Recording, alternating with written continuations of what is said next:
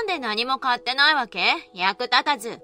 お姉ちゃんって本当に容量悪いよね。里帰り出産に来た妹に言いつけられ、ベビー用品を買いに行った私が手ぶらで帰ると、彼女は私の姿を見るなりそう怒鳴った。何軒か見て回ったけど、いいものって言っても種類がありすぎて、私には決められなかったの。ちゃんと子供の親であるエミとタクミさんが買いに行った方がいいと思うの。うるさい。私がいいって言ってるんだからいいの。一番いいやつなら何だっていいんだって。それはいくらなんでも無責任すぎるんじゃない？お祝いとして購入すること自体は別に構わないけど、すべて私に投げるのはおかしいでしょう。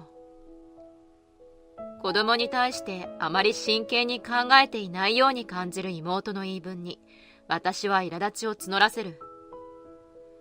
結婚もしないでずーっと実家に住み着いているくせに偉そうに説教しないで。寄生虫がいると体調に悪い。妊婦にストレス与えないでくれる？偉そうに私を見下す妹のその態度に怒りを通り越し呆れてしまう。もういっそのこと、実家を出て行った方がマシなのではという考えが脳裏をよぎった。私の名前はマリ。真面目だけが取り柄の私は現在税理士として働いている。昔から曲がったことが嫌いだった。そのため心にもないことを言ったり、相手に合わせたり、自分を偽ってまで他人と関係を良くしようとも思えなかった。幸いなことに現在の職場の税理士事務所はみんないい人たちで、私のこの性格を受け入れてくれている。一人で仕事を任されるようになって数年、私は充実した日々を送っている。しかし、ふとした時にあることが脳裏をよぎる。両親の思いだ。大学も実家から通っていた私は、今まで一度も実家を出たことがない。そして30歳を過ぎた今も、結婚はおろか恋人もおらず、実家で暮らしている。実際、両親が心待ちにしているような相手はいないし、出会いもない。期待に添えそうにないと分かっていながらも、不意に憂鬱な気分になってしまうことがあった。一方、そんな私とは正反対に、妹のエミは学生時代の頃から恋人が途切れたことがなかった。口下手な私とは違い、妹は人とコミュニケーションを取ることを億劫としない。相手をその気にさせるのもうまく、常に周りには人がいた。そんなエミは悪く言えばずる賢い性格の持ち主。要領もよく、自分の都合のいいように平然と嘘をつける彼女は、その巧妙な話術でわがままを通した。高校卒業後、専門学校へと進学することが決まった妹が一人暮らしをしたいと言い出した時もそうだった。家の手伝いもせず、すべて母に任せてばっかりのエミの言葉に、私も母も反対。だが、妹は父を味方につけて、結局一人暮らし生活をもぎ取っていった。専門学校を卒業後、エミは医療事務として病院に就職するものの、半年で退職。その後はいろんな職場を転々としているが、なんだかんだと言って両親を納得させてしまう。それでも母は妹に対し、もう少ししっかりした方がいいのではと思っているようだったが、父は大人になっても自分に甘えてきてくれるエミを可愛いと思っているようだった。だが、そんな妹は私に対しては容赦ない。きっと私はこびるに値しないと思っているのだろう。エミは昔から両親のいないところで私を見下してきた。要領悪すぎ。勉強しかできないくせに。そんな言葉を何度も投げられた。確かに彼女の方が要領がいい。それは私自身も認めており、私がエミより勝っていたことといえば学校の成績くらい。しかし、それすら彼女から言わせてみれば、私がちょっと本気出したらお姉ちゃんなんてすぐに抜かせる。そうだ。大学も本気を出せば私よりいいところに進学でき、就職先も本気を出せば私よりいいところに就職できたそうだ。実の妹から嫌われていることに対して残念な気持ちはあるが、今さらどうしようもない。私が敵視していなくても勝手に敵とみなしてくるのだから、経験上こちらからは何もしない方がいいと考えている。それに勉強しかできないと思われていても、それで今の仕事に就けているのだから、私としてはそれで十分。妹は頻繁に帰ってくるわけではなかったので、たまに帰省するその時さえ耐えれば何ら問題はないと思っていた。だがある日、私の平和な日常は唐突に崩れ落ちた。エミが実家に帰ってきた。妊娠したという彼女の隣には結婚相手だという男性が立っている。匠と名乗るその男は結婚相手の家に初めて挨拶に来たというのにもかかわらず、半袖の T シャツに短パン。人を見かけで判断するのは良くないことかもしれないが、第一印象は最悪だった。この前妊娠が分かって籍を入れることにしたの。でも初めての妊娠でいろいろと不安で、匠と話し合った結果、里帰り出産することに決めたの。だから私、今日からここに住むね。いきなりの妊娠報告と結婚報告、それに加えて里帰り宣言もされ、私も両親も驚きを隠せない。荷物も運んだし、挨拶も終わったから、俺帰るわ。だがそんな私たちに構わず、匠さんはそう言ってさっさと帰ってしまう。妹が一人残された状態になったところで、やっと母が口を開いた。また昔みたいに家族4人で暮らせるのね。若干不安そうにしているものの、母の顔は嬉しそうに微笑んでいる。母に続いて父も、予定日はいつなんだ？男の子か？女の子か？と上機嫌に質問をしていた。父の質問に妹が返答すると、エミが本当に妊娠していることを実感せざるを得ない。それとともに初孫が誕生するということで、両親は喜びをあらわにし始めた。すんなりと妹の里帰りが認められた雰囲気となり、私は何も言えなかった。お姉ちゃん、私の部屋に荷物持ってくの手伝って。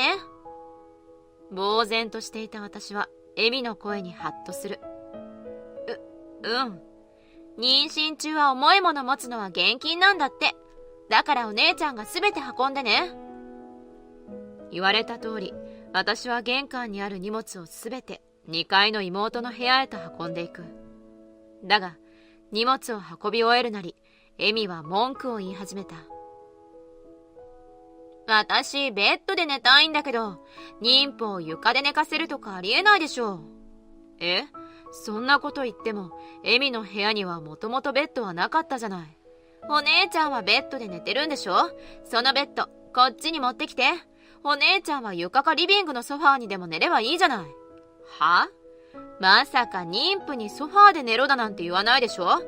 お姉ちゃんはお母さんたちに孫を見せることができるかどうかわからないんだから、私の言うことを聞くべきよ。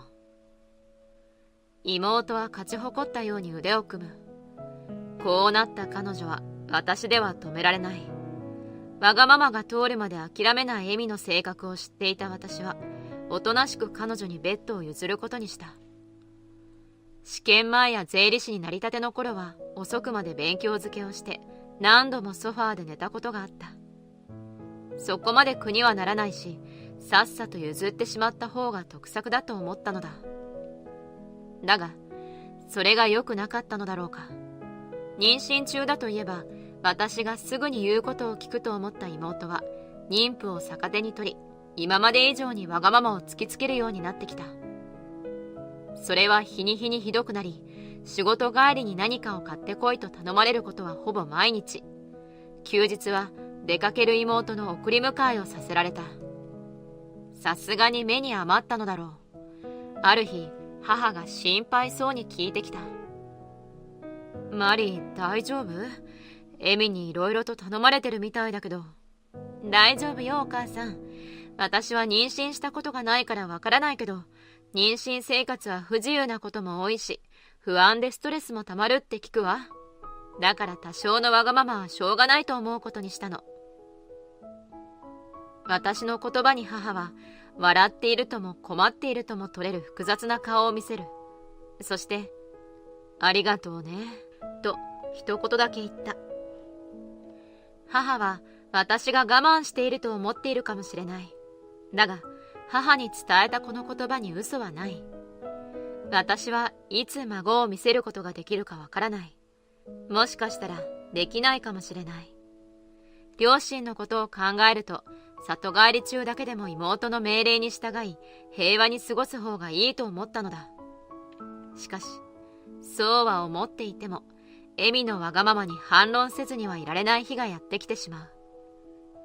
その日は金曜日で夜の遅い時間だったため、みんな就寝するために自室にこもっていた。ノックもせずに妹が私の部屋に入ってくる。そして一枚のメモを渡して、明日これ買ってきて、と言ってきた。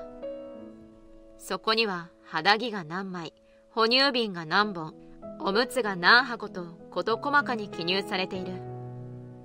今まではなるべく言い返さないように心がけていたが、その買い物リストに私は口を出さずにはいられなかった。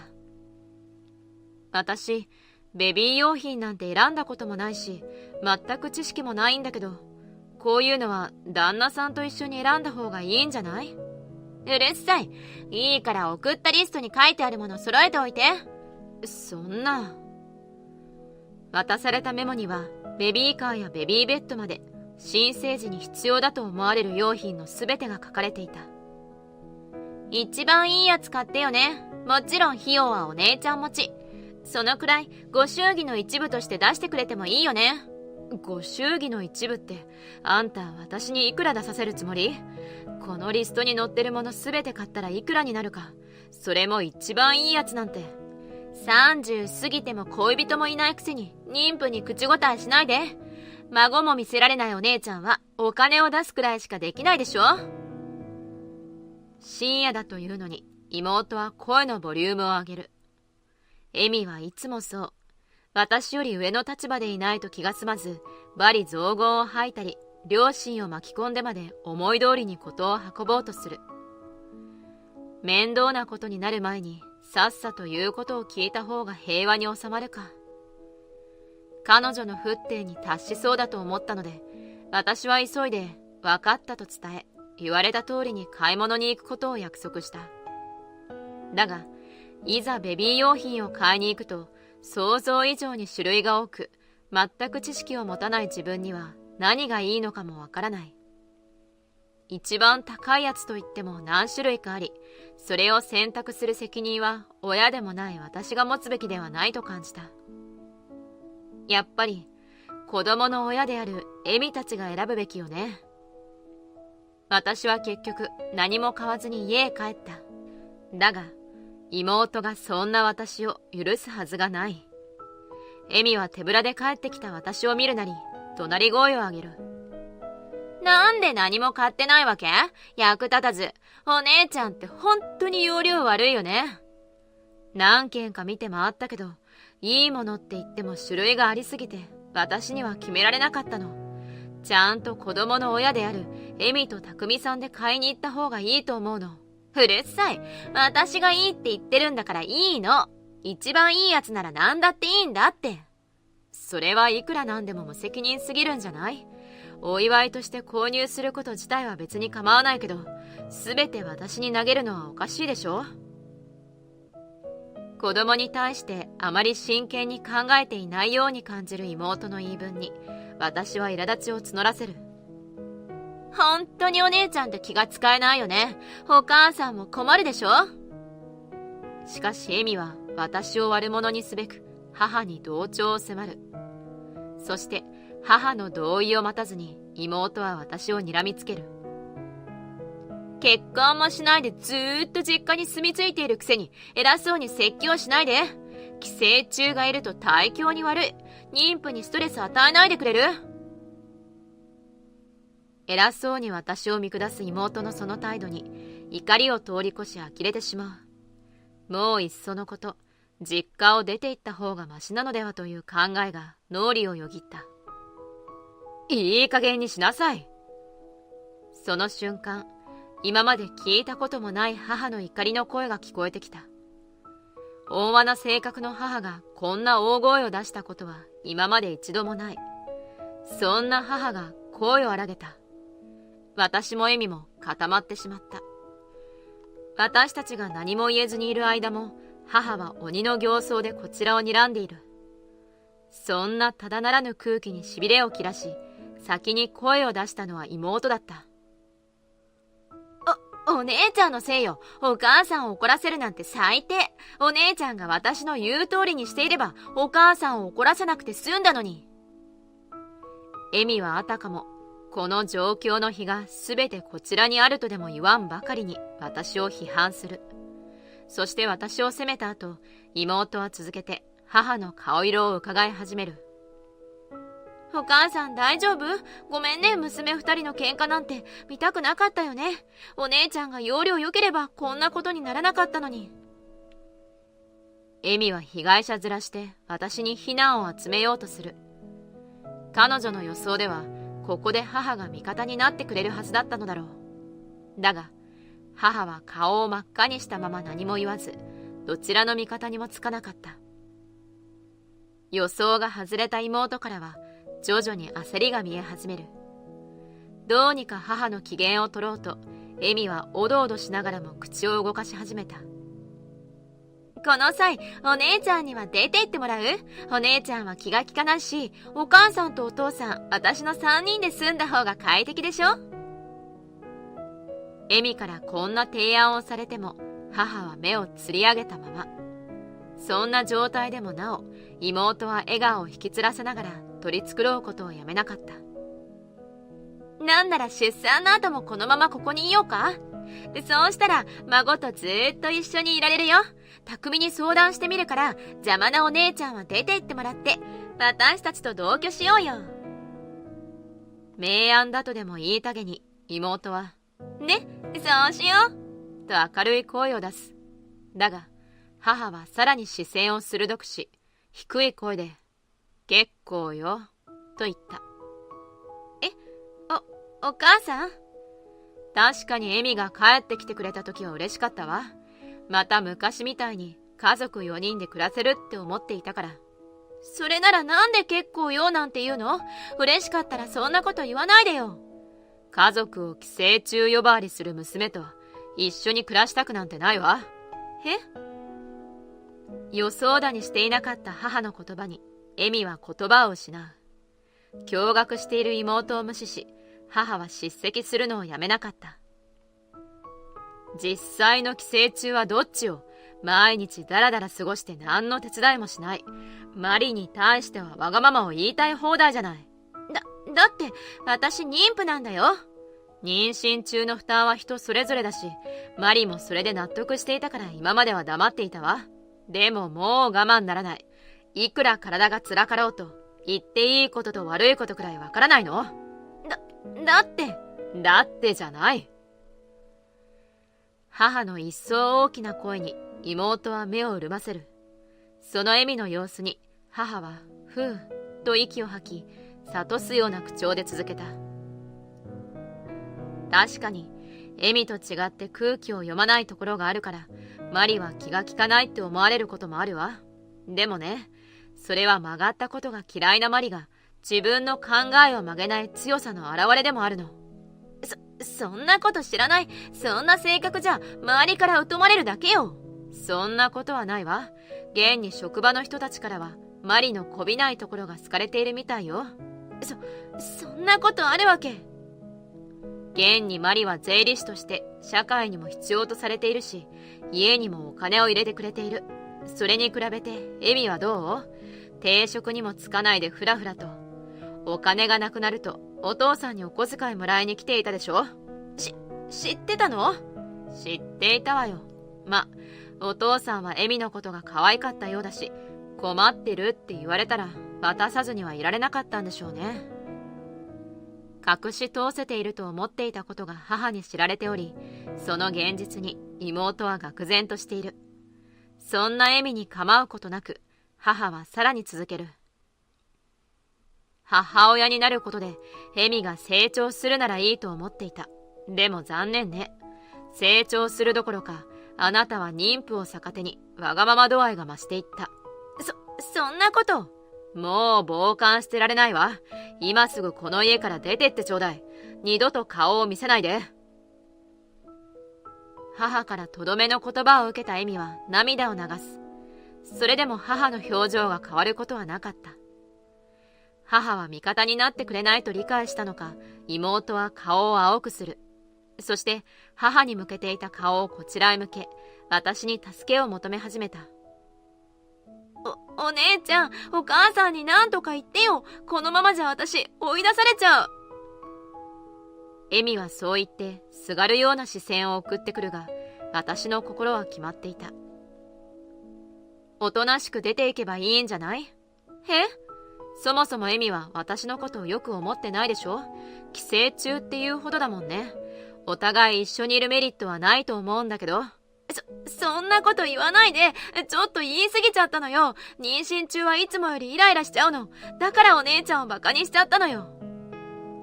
なおもエミは妊婦という立場を利用し、言い訳をする。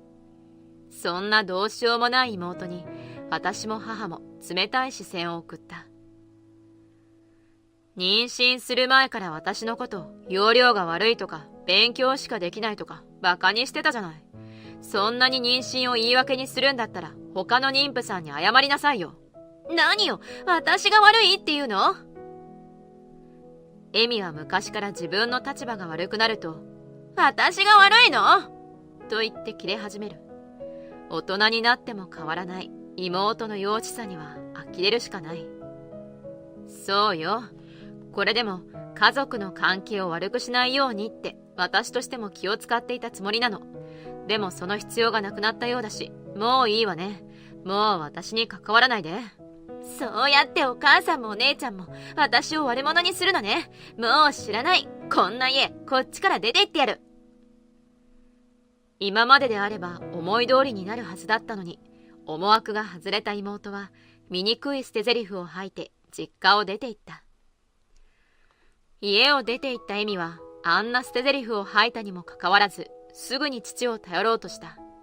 だが、すでに母から事の顛末を伝えられていた父は、さすがにもう可愛いというレベルで済まされなくなった妹を諭したらしい。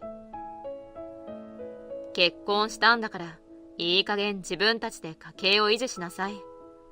そう言われたエミは暴言を吐いて一方的に電話を切ったそうだ。その後、妹は匠さんの元へと戻ったが、フリーターの彼に父親になる自覚はなく、アルバイトの給料のほとんどがギャンブルへと消えていくらしい。妹も貯金はなく、満足に出産準備もできないまま出産を迎えたそうだ。だが、妹の苦労はまだ始まったばかり。子供が生まれても匠さんの振る舞いは変わることはなく、エミは産後すぐに働かざるを得なくなった。匠さんは家事も育児も一切協力してくれず、ギャンブル癖もなくならない。妹もお金がないため別れるわけにもいかず、喧嘩の絶えない毎日を送っているそうだ。私はというと、今回の件を両親から謝罪された。だが、これは妹の問題で、母や父が謝ることではない。私はそう伝え、両親とは今まで通りの関係を続けている。平穏な日常が戻って数ヶ月、私の人生に一大イベントが起きた。職場の先輩に告白されたのだ。ありのままの自分を好いてもらえたこと、そして両親に孫を見せることができる日が来るかもしれないことに、私は自分でも驚くくらい心が躍った。これからも自分に正直に誠実に生きていこうと思っている。